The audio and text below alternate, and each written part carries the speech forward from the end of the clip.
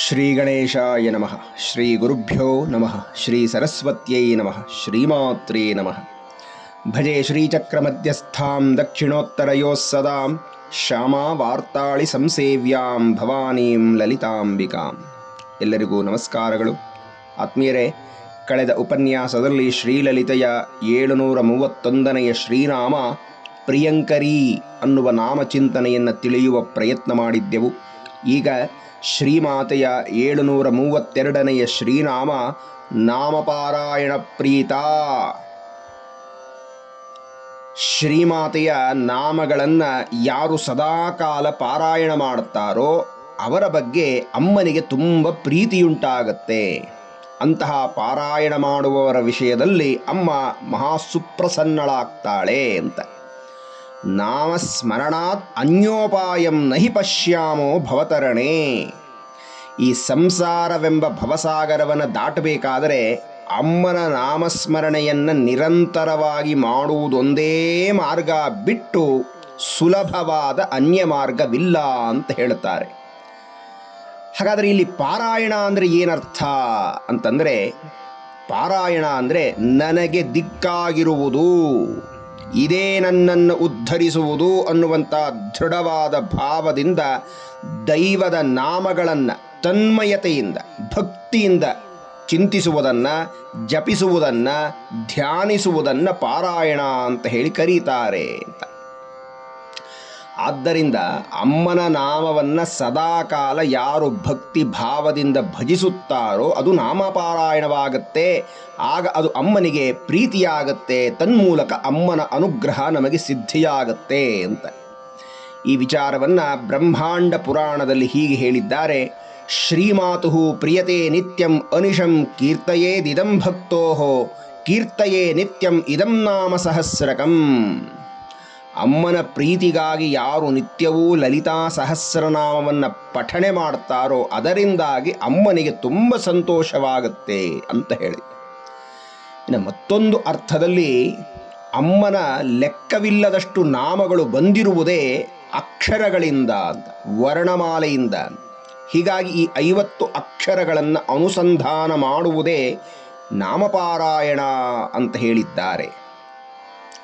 ದೇವಿ ಭಾಗವತದಲ್ಲಿ ಹೀಗೆ ಹೇಳ್ತಾರೆ, ಅಕಾರಾದಿ ಕ್ಷಕಾರಾಂತೈ ಸ್ವರೈ ವರ್ಣೈಸ್ತು ಯೋಜಿತೈ ಅಸಂಖ್ಯೇಯಾನಿ ನಾಮಾನಿ ಭವಂತಿ ರಘುನಂದನ ಅಂತ. ಇದು ರಾಮದೇವರಿಗೆ ಹೇಳಿದ ಮಾತು. ಅಕಾರದಿಂದ ಹಿಡಿದು ಕ್ಷಕಾರದ ತನಕ ಸ್ವರಗಳು, ವ್ಯಂಜನಗಳಿಂದ ಕೂಡಿದ ಲೆಕ್ಕವಿಲ್ಲದಷ್ಟು ನಾಮಗಳು, ಅನಂತವಾದ ನಾಮಗಳು. ಯಾರು ಈ ನಾಮಗಳನ್ನು ಶ್ರದ್ಧಾ ಭಕ್ತಿಯಿಂದ ಪಾರಾಯಣ ಮಾಡ್ತಾರೋ ಅವರ ವಿಚಾರದಲ್ಲಿ ಅಮ್ಮಳು ಸುಪ್ರೀತಳಾಗ್ತಾಳೆ ಅಂತ ಹೇಳಿ. ಸಹಸ್ರನಾಮವನ್ನು ಮುಗಿಸಿದ ಮೇಲೆ ಫಲಶ್ರುತಿಯಲ್ಲಿ ಹೇಳ್ತಾರೆ, ಸ್ವಧರ್ಮ ಸಮನುಷ್ಠಾನ ವೈಕಲ್ಯ ಪರಿಪೂರ್ತಯೇ ಕಲೌ ಪಾಪೈಕ ಬಹುಲೇ ಧರ್ಮಾನುಷ್ಠಾನ ವರ್ಜಿತೆ ನಾಮ ಸಂಕೀರ್ತನಂ ಮುಕ್ತ್ವಾ ನೃಣಾಂ ನಾಣ್ಯತ್ ಪಾರಾಯಣಂ ಅಂತ ಹೇಳ್ತಾರೆ. ಈ ಕಲಿಯುಗದಲ್ಲಿ ಪಾಪ ಬುದ್ಧಿ, ಪಾಪ ಕಾರ್ಯಗಳು ಹೆಚ್ಚಾಗಿರುತ್ತೆ. ಆದ್ದರಿಂದ ಸ್ವಧರ್ಮಾನುಷ್ಠಾನವಿಲ್ಲದೆ ದೋಷಯುಕ್ತವಾದ ಬುದ್ಧಿಯುಂಟಾಗುತ್ತೆ. ಇದರ ನಿವಾರಣೆಗೋಸ್ಕರವಾಗಿ ಮಾನವನು ಸಹಸ್ರನಾಮವನ್ನು ಜಪಿಸುವುದರಿಂದಾಗಿ ಕ್ರಮೇಣ ಚಿತ್ತಶುದ್ಧಿಯಾಗತ್ತೆ ಅಂತ ಹೇಳ್ತಾರೆ. ನೋಡಿ, ದೇವಿಯ ಆರಾಧನೆಯಲ್ಲಿ ಒಂದು ಸುಪ್ರಸಿದ್ಧವಾದ ಮಾತನ್ನು ಹೀಗೆ ಹೇಳಿದ್ದಾರೆ, ಮಾಂ ಅರ್ಚಯತು ವಾ ಮಾವಾ ವಿದ್ಯಾಂ ಜಪತು ವಾ ನವಾ ಕೀರ್ತಯೇ ನಾಮ ಸಹಸ್ರಂ ಇದಂ ಮತ್ ಪ್ರಿಯತೆ ಸದಾ ಅಂತ. ಈ ಮಾತು ಸ್ವಯಂ ಅಮ್ಮನೇ ಹೇಳಿದ್ದಾಳೆ. ನನ್ನ ಪೂಜೆಯನ್ನು ಆದರೆ ಮಾಡಿ, ಆಗದಿದ್ದರೆ ಬಿಡಿ, ಮತ್ತು ನನ್ನ ಪಂಚದಶಾಕ್ಷರಿ ಮಹಾಮಂತ್ರವನ್ನು ಸಾಧ್ಯವಾದರೆ ಜಪ ಮಾಡಿ, ಆಗದೇ ಹೋದರೆ ಬಿಡಿ. ಆದರೆ ನನ್ನ ಪ್ರೀತ್ಯರ್ಥವಾಗಿ ನೀವು ಪ್ರತಿನಿತ್ಯ ಸಹಸ್ರನಾಮವನ್ನು ಪಾರಾಯಣ ಮಾಡಬೇಕು, ಅದರಿಂದ ನನಗೆ ತುಂಬ ಸಂತೋಷವಾಗತ್ತೆ ಅಂತ ಸಾಕ್ಷಾತ್ ಅಮ್ಮನೇ ಹೇಳುತ್ತಾಳೆ. ಏಕೆಂದರೆ ಪೂಜಾದಿ ಅನುಷ್ಠಾನಗಳು ಮಾಡಲಿಕ್ಕೆ ಸಾಕಷ್ಟು ಸಾಮಗ್ರಿಗಳು ಬೇಕು, ಪರಿಕರಗಳು ಬೇಕು, ಶಾರೀರಿಕವಾಗಿ ಆರ್ಥಿಕವಾಗಿ ಎಲ್ಲ ಖರ್ಚಾಗುತ್ತೆ. ಆದರೆ ನಾಮವನ್ನು ಇದ್ಯಾವ ಖರ್ಚಿಲ್ಲದೆ ಶುದ್ಧವಾದ ಮನಸ್ಸಿನಿಂದ ಹೇಳುವುದರಿಂದ ಅಮ್ಮನಿಗೆ ಪ್ರೀತಿಯಾಗತ್ತೆ ಮತ್ತು ಇದು ಸುಲಭವಾದ ಮಾರ್ಗವಾಗತ್ತೆ. ಆದ್ದರಿಂದ ನಾಮಪಾರಾಯಣ ಪ್ರೀತ ಅಂತ ಕರೆದಿರುವಂಥದ್ದು. ಹಾಗಂತ ಹೇಳಿ ಪೂಜೆಯನ್ನು ಬಿಡಬೇಕು ಅಂತ ಇಲ್ಲಿ ಹೇಳ್ತಾ ಇಲ್ಲ, ಅನುಷ್ಠಾನವನ್ನು ನಿಲ್ಲಿಸಬೇಕು ಅಂತ ಹೇಳ್ತಾ ಇಲ್ಲ. ನಾಮಪಾರಾಯಣವು ಎಷ್ಟು ಶ್ರೇಷ್ಠ ಅಂತ ಹೇಳುವುದಕ್ಕೋಸ್ಕರವಾಗಿ ಹೀಗೆ ಹೇಳಿ ಇದು ಸುಲಭವಾಗಿದೆ, ಅದರ ಜೊತೆಗೆ ಇದನ್ನು ಬಿಡದೆ ಮಾಡುವುದರಿಂದ ಅಮ್ಮನಿಗೆ ಪ್ರೀತಿಯುಂಟಾಗತ್ತೆ ಅನ್ನುವಂಥ ಚಿಂತನೆಯನ್ನು ನಾವು ಸ್ವೀಕರಿಸಬೇಕು ಅಂತ. 733ನೆಯ ಲಲಿತೆಯ ಶ್ರೀನಾಮ ನಂದಿವಿದ್ಯಾ. ನಂದಿಕೇಶ್ವರನು ಉಪಾಸನೆ ಮಾಡಿದ ವಿದ್ಯೆ, ಆದ್ದರಿಂದ ನಂದಿವಿದ್ಯಾ. ಶ್ರೀವಿದ್ಯಾ ಉಪಾಸಕರಲ್ಲಿ ಈ ನಂದಿಕೇಶ್ವರನೂ ಸಹ ಒಬ್ಬಾತ ಅಂತ. ಇಲ್ಲಿ ನಂದ ಅಂತಂದರೆ ಆನಂದ ಅನ್ನುವಂಥದ್ದರ ಅರ್ಥ ಅಂತ. ಹೀಗಾಗಿ ನಂದಿವಿದ್ಯಾ ಅಂತಂದರೆ ಆನಂದ ವಿದ್ಯಾ ಅಂತ ಹೇಳಿ. ವೇದಾಂತದಲ್ಲಿ ಯಾವುದನ್ನು ಆನಂದ ಅಂತ ಕರೀತಾರೆ ಅಂದರೆ ಆನಂದೋ ಬ್ರಹ್ಮೇತಿ ವ್ಯಜಾನಾತ್, ಪರಬ್ರಹ್ಮವೇ ಆನಂದ ಸ್ವರೂಪ ಅಂತ ಹೇಳಿದೆ. ಹಾಗಾಗಿ ಅಮ್ಮ ಪರಬ್ರಹ್ಮ ಸ್ವರೂಪಿಣಿಯಾದ್ದರಿಂದ ಅವಳನ್ನು ಉಪಾಸನೆ ಮಾಡುವಂತಹ ಶ್ರೀವಿದ್ಯೆಯು ಬ್ರಹ್ಮಾನಂದವನ್ನು ನೀಡುವಂತಹ ವಿದ್ಯೆಯಾಗಿರುವುದರಿಂದ ಅಮ್ಮನನ್ನು ನಂದಿವಿದ್ಯಾ ಅಂತ ಹೇಳಿ ಕರೆದಿದ್ದಾರೆ ಅಂತ. 734ನೆಯ ಲಲಿತೆಯ ಶ್ರೀನಾಮ ನಟೇಶ್ವರಿ ಅಂತ. ನಟೇಶ್ವರನಾದ ಶಿವನ ಪತ್ನಿ ಅಮ್ಮ, ಆದ್ದರಿಂದ ಆಕೆ ನಟೇಶ್ವರಿ ಅಂತ ಹೇಳಿ. ಈ ನಟೇಶ್ವರನಿಗೆ ಅಭಿನ್ನಳು ಅಮ್ಮ. ಇದು ರೂಪಸಾಮ್ಯವೂ ಹೌದು, ನಾಮಸಾಮ್ಯವೂ ಹೌದು ಅಂತ. ಹಾಗಾಗಿ ಶಿವ ನಟೇಶ್ವರ ಅಂತಾದರೆ ಅಮ್ಮ ನಟೇಶ್ವರಿ ಅಂತ ಆಗ್ತಾಳೆ ಅಂತ. ನಟರಾಜ ಶಿವ, ಅವನ ನಾಟ್ಯವೇ ಅಮ್ಮ ಅಂತ. ಏಕೆಂದರೆ ಪರಶಿವನ ಅಭಿವ್ಯಕ್ತಿಯೇ ಅಮ್ಮ. ಅಭಿವ್ಯಕ್ತಿ ಅಂದರೆ ಶಕ್ತಿ ಅಂತ ಅರ್ಥ. ಆ ಶಿವನಿಂದ ಪ್ರಕಟವಾಗುವ ಶಕ್ತಿಯೇ ಅಮ್ಮ ಅಂತ ಹೇಳಬೇಕಾದರೆ ಆ ಶಿವನು ನಾಟ್ಯ ಮಾಡಿದಾಗ ಅವನ ನಾಟ್ಯ ಶಕ್ತಿಯೇ ಅಮ್ಮ. ಅಮ್ಮನೇ ಆ ವ್ಯಕ್ತಳಾಗಿ ಅಭಿವ್ಯಕ್ತಳಾಗಿ ನಾಟ್ಯ ಸ್ವರೂಪದಿಂದ ನಮಗೆ ಕಾಣಿಸ್ತಾ ಇದ್ದಾಳೆ. ಆದ್ದರಿಂದ ಆ ನಾಟ್ಯ ಶಕ್ತಿಯೇ ನಟೇಶ್ವರಿ ಅಂತ ಹೇಳಿ. ಏಕೆಂದರೆ ವಾಸ್ತವವಾಗಿ ಶಿವನು ತಟಸ್ಥ ಸ್ಥಾಣು, ಕದಲುವುದಿಲ್ಲ ಅಂತ. ಅವನು ಕದಲಬೇಕಾದರೆ ಅವನಲ್ಲಿ ಶಕ್ತಿ ರೂಪವಾಗಿ ಅಮ್ಮ ಇದ್ದರೇನೆ ಅವನು ಕದಲುವುದು ಅಂತ. ಅದಕ್ಕೆ ಹೇಳುವಂಥದ್ದು ಶಿವಶಕ್ತಿಯಾಯುಕ್ತೋ ಅಂತ ಗುರುಗಳು ಪ್ರಾರಂಭದಲ್ಲಿ ಹೇಳಿಬಿಟ್ಟಿದ್ದಾರೆ ಸೌಂದರ್ಯ ಲಹರಿಯಲ್ಲಿ. ಈಗ ಈ ನಟರಾಜನ ಮೂರ್ತಿಯನ್ನು ತಾವು ಒಮ್ಮೆ ಭಾವಿಸಿದರೆ ಈ ಶ್ರೀವಿದ್ಯೆಗೂ ನಟರಾಜನಿಗೂ ಇರುವ ಸಂಬಂಧ ಏನು ಅಂತ ಗೊತ್ತಾಗುತ್ತೆ. ನಟರಾಜನ ಮುಖಾರವಿಂದವನ್ನು ಗಮನಿಸಿದರೆ ಎಡಕಿವಿಯಲ್ಲಿ ತಾಟಂಕಗಳಿರುತ್ತೆ, ಬಲಕಿವಿಯಲ್ಲಿ ಕುಂಡಲಗಳಿರುತ್ತೆ. ದಕ್ಷಿಣಾಮೂರ್ತಿಗೆ ಹೇಳಿದವಲ್ಲ ಹಾಗೆ ಅಂತ. ಹಾಗಾಗಿ ಶಿವಶಕ್ತಿಗಳ ಏಕಸ್ವರೂಪ ಅಂತ ತಿಳಿಯಬೇಕು. ಎಡಭಾಗ ವಾಮಾಂಗ ಅಮ್ಮ ಇರ್ತಾಳೆ, ಬಲಭಾಗ ದಕ್ಷಿಣ ಭಾಗ ಶಿವನೇ ಇರ್ತಾನೆ ಅಂತ. ಈ ನಟರಾಜನ ವಿಗ್ರಹವನ್ನು ಮಾಡುವಂಥವರು ಶ್ರೀಯಂತ್ರವನ್ನು ಅಥವಾ ಷಟ್ಕೋಣ ಯಂತ್ರವನ್ನು ಆಧರಿಸ್ತಾರೆ ಅಂತ ಹೇಳ್ತಾರೆ. ಷಟ್ಕೋಣ ಅಂತಂದರೆ ಒಂದು ತ್ರಿಕೋಣ ಊರ್ಧ್ವ ತ್ರಿಕೋಣವಾಗಿರುತ್ತೆ, ಇನ್ನೊಂದು ತ್ರಿಕೋಣ ಅಧೋತ್ರಿಕೋಣವಾಗಿರುತ್ತೆ ಅಂತ. ಈ ಎರಡೂ ತ್ರಿಕೋಣಗಳು ಸೇರಿದಾಗ ಷಟ್ಕೋಣ ಉಂಟಾಗತ್ತೆ. ಈ ಊರ್ಧ್ವ ತ್ರಿಕೋಣವು ಶಿವಸ್ವರೂಪವಾದರೆ ಅಧೋತ್ರಿಕೋಣವು ಅಮ್ಮನ ಸ್ವರೂಪ ಅಂತ ಹೇಳಿ.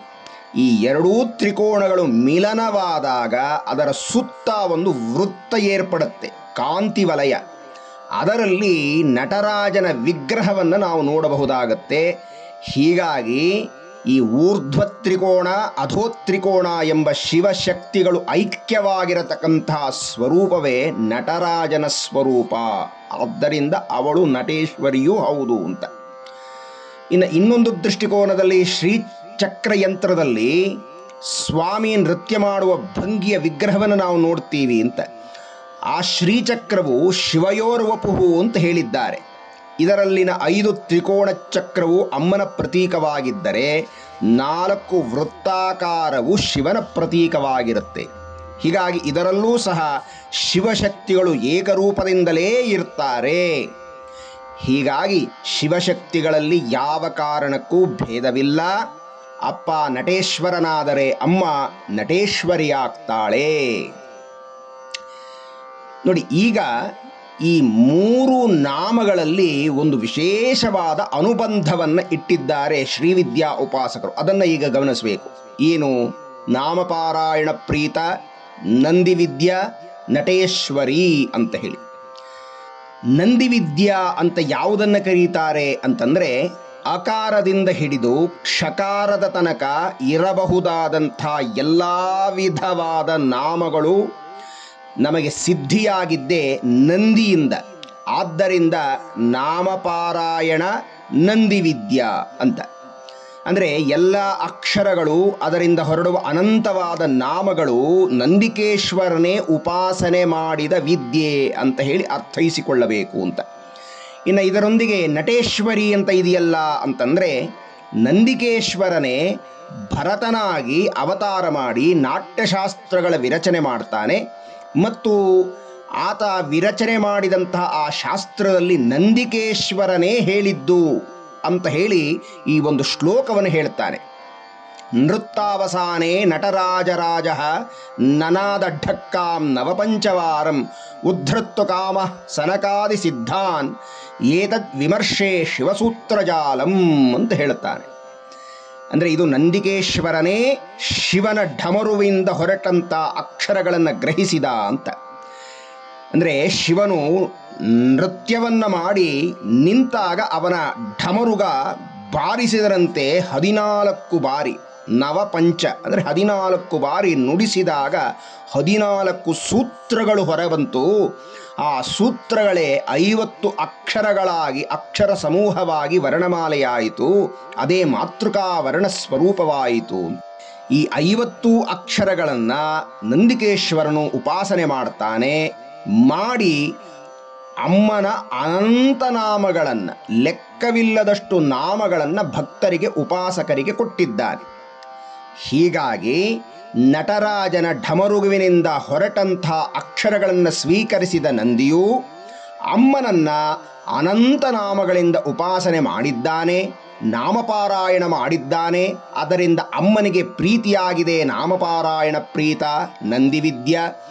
ಆದ್ದರಿಂದ ಅಮ್ಮ ನಟೇಶ್ವರಿ ಅಂತ ಅನಿಸಿಕೊಂಡಿದ್ದಾಳೆ. ನಟೇಶ್ವರಿಯಾದ ಅಮ್ಮನ ಢಮರುವಿನಿಂದ ಹೊರಟಂಥ ಅಕ್ಷರ ಸಮೂಹಗಳನ್ನು ನಾಮಪಾರಾಯಣ ಮಾಡಿದ್ದಾನೆ ನಂದಿ ಅನ್ನುವಂಥದ್ದೇ ಈ 3 ನಾಮಗಳಲ್ಲಿ ಇರುವಂಥ ರಹಸ್ಯ ಅಂತ ಹೇಳಿ ಶ್ರೀವಿದ್ಯಾ ಉಪಾಸಕರು ಹೇಳಿದ್ದಾರೆ. ಆತ್ಮೀಯರೇ, ಮುಂದಿನ ಉಪನ್ಯಾಸದಲ್ಲಿ ಶ್ರೀಮಾತೆಯ ಮುಂದಿನ ಶ್ರೀನಾಮಗಳನ್ನು ಚಿಂತನೆಯನ್ನು ಮಾಡೋಣ ಅಂತ ಹೇಳ್ತಾ ಎಲ್ಲರಿಗೂ ವಂದನೆಗಳು. ನಮಸ್ಕಾರ.